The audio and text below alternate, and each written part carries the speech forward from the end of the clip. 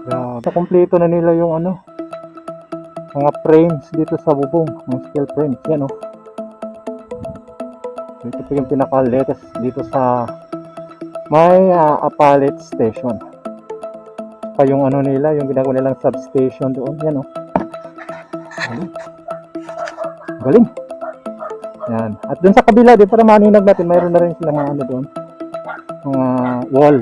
Segment wall, no? Precast wall.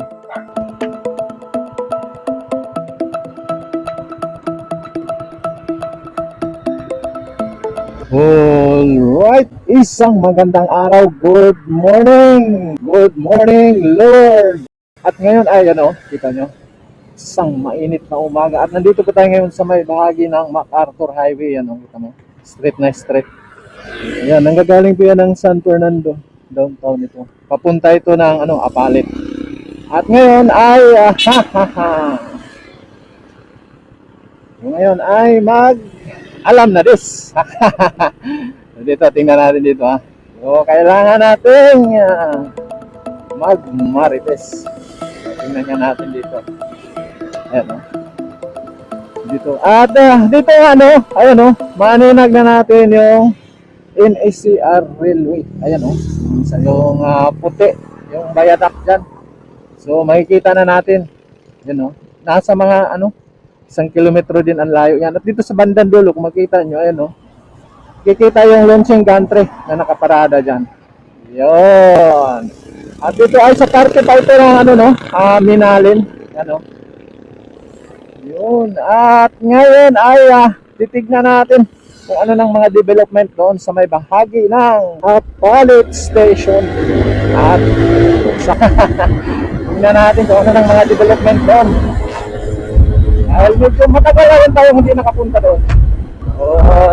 Titignan natin kung natapos na ba nila ang Apalit Station. Dahil alam naman natin na medyo may nakailang taon na rin yung Apalit Station na nagagawa nila, no? At ngayon, tignan natin kung ano na ang mga latest development doon. Dahil dito sa may hanapin ito ay hindi natin makikita yung viaduct papunta ng Apalit, no? Kita natin kanina yung viaduct, dire-diretso na yun hanggang Apalit Station. Dahil ang bakante lang ng ano doon sa San Fernando Station hanggang dyan sa may bahagi ng Santo Tomas, dyan pa lang yung mga may bakante. Pero pagkatapos ng boundary nila dyan sa may mga palaistahan hanggang Apalit Station, ay dire-diretso na yung viaduct dyan. Kumbaga, kulang na lang yun ng ano, lagayan ng railes. Yun. At ngayon ay nandito na tayo sa may ano to, hanggang San Simon na yata ito.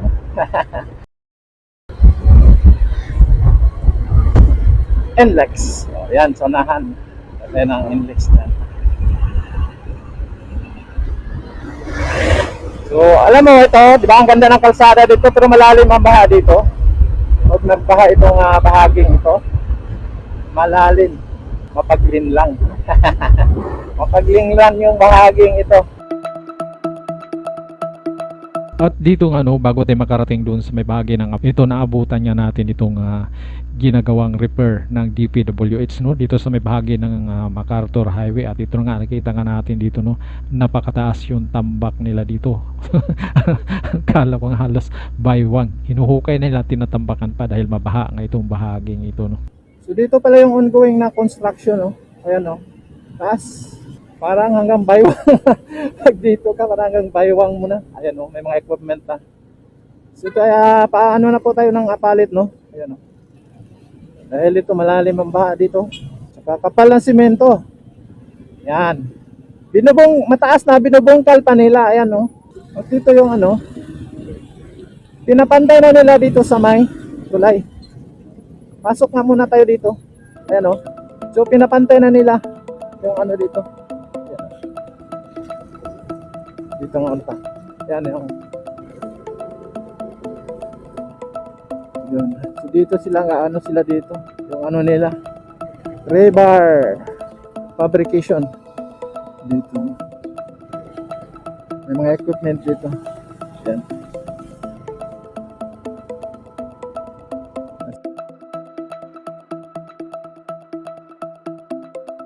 Yan yung ano, flood control. Dito to sa H. Meron yatang dadapo na helicopter dito. Yan o.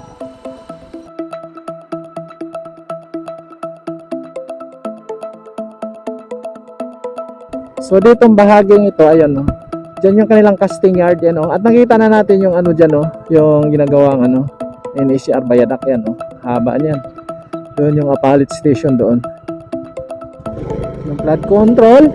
At dito may mga ilaw to oh. Liwanag pala siguro dito no? Mayroon na. Akala ko helicopter pero dito mayroon ding mga H. Daming H nilalagay nila. Ano kaya ibig sabihin ng H? Di, helicopter nga yata. Ayan oh, may mga bilog, may mga H. Ano ba to, airport? At papansin natin, daming mga equipment oh, kasi dyan casting yard na nila yan. So dito daming mga ano oh, mga water lily, daming isda dito. Hanggang dito pa lang yung ano, hanggang dito pa lang tong nasemento na nila yan, hanggang dito pa lang.